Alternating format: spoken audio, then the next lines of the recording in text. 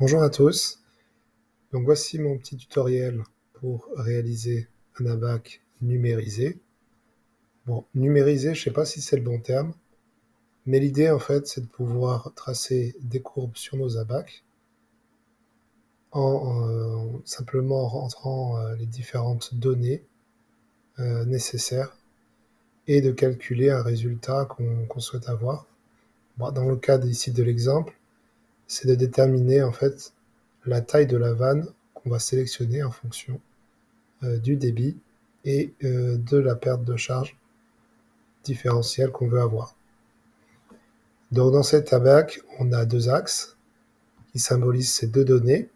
À gauche, ici, le débit, et à droite, les pertes de charge.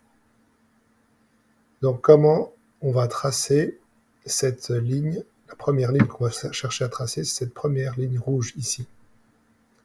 Donc pour cela, en fait, on va créer deux paramètres, un paramètre de débit et un paramètre de pression. Donc là, ici, on est sur l'environnement du projet, et à droite, dans l'environnement de la famille. Donc dans l'environnement du projet, si je sélectionne, on voit ici que j'ai créé un paramètre débit van, et ici, perte de charge mini. Donc ensuite, il y a d'autres paramètres, mais on en viendra un peu plus tard. Donc, ici, dans le paramètre de la famille, j'ai tracé une ligne rouge, et sur laquelle j'ai attaché cette ligne sur une ligne de référence qui est calquée sur mon axe. Pareil à gauche. Donc juste une petite précision, parce que là je vais un peu vite. Quand on veut faire ce genre de choses, il faut évidemment insérer un PDF qui contient la BAC. Ensuite ajuster la taille que l'on souhaite, et ensuite on fixe le PDF, on n'y touche plus. Ça c'est important. Là, dans mon cas, je l'ai calé sur l'axe du débit et sur la ligne la plus basse là, voilà, qui correspond au débit minimum en fait, qu'on peut utiliser dans cet abac. Donc voilà, ça c'était une petite précision importante que j'ai oublié de vous expliquer dès le départ. Donc l'idée, ça va être de tracer cette ligne-là. Donc pour cela, en fait, donc on crée ici deux lignes de référence. Donc si on veut bien voir les deux lignes de référence, voilà, ici on voit les deux lignes de référence. Ici et ici.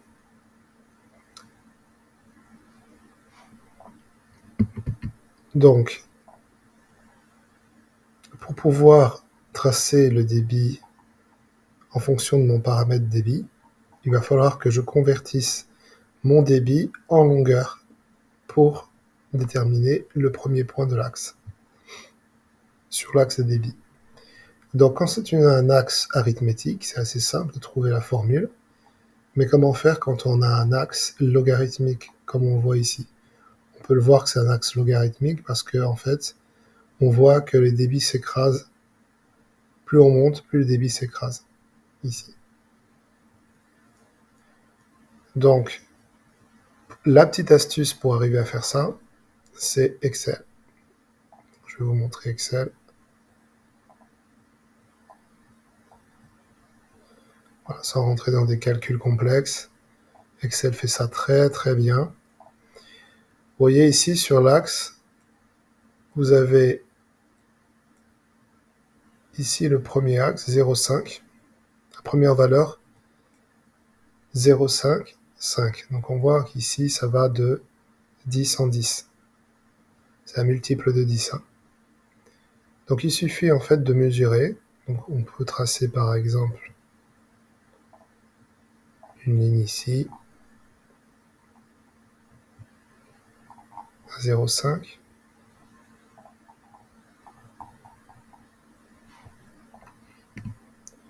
Une autre à 5. Et en fait, ça va nous suffire pour déterminer la formule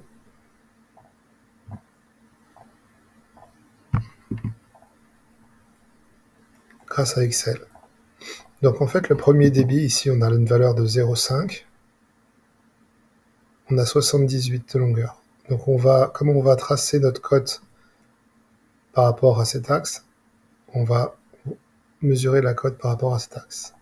Donc à 0,5 de débit, on a 78 mm de longueur. Pour 5, on a 78 plus 82,6. Bon là, j'ai mis 82,7, mais on peut mettre 82,6. Allez. Donc ensuite, on a ici la formule. Alors comment on fait pour obtenir ce résultat? Vous sélectionnez ici vos 4 données. Vous allez sur Insertion. Dans le graphique, vous choisissez Nuage de points. Voilà. Donc il faut parfois ajuster parce que il ne sélectionne pas les bonnes données dans le bon sens là. Donc on fait clic droit, sélectionner les données, modifier. Donc valeur de la série des abscisses X. Dans X, c'est la valeur qu'on va rentrer en fait, c'est le débit. Et Y, on veut obtenir une longueur dans notre graphique. Donc on sélectionne l'axe des Y et on choisit les longueurs. Et on fait OK. Là, on se retrouve bien avec nos 2 points extrêmes. Ensuite, ici, vous sélectionnez l'un des points, clic droit, ajouter une courbe de tendance. Donc, ici, en fait, Excel vous propose plusieurs courbes de tendance possibles. Bon, là, il y a 2 points, on pourra faire une droite, mais c'est pas ce qu'on cherche à avoir. Alors, je l'ai perdu, je le remets. Voilà, excusez-moi. Donc, ici, en fait, nous, on cherche à avoir une courbe logarithmique.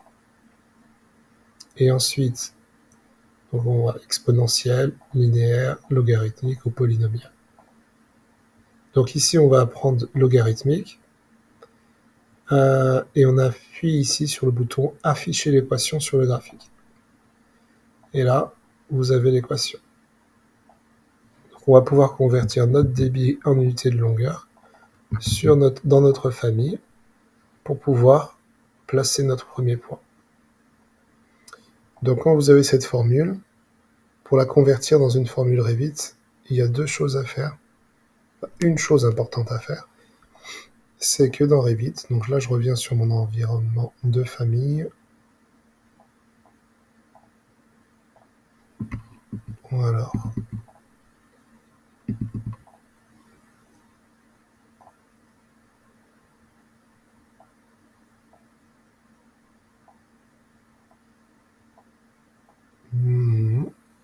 donc dans l'environnement de famille, on peut utiliser que les logs et pas les ln. ln, c'est le logarithme népérien. Donc comment convertir la formule logarithme népérien en log? C'est très très simple. En fait, pour mémoire, vous notez cette formule, ln de x égale log de x en base logarithme népérien.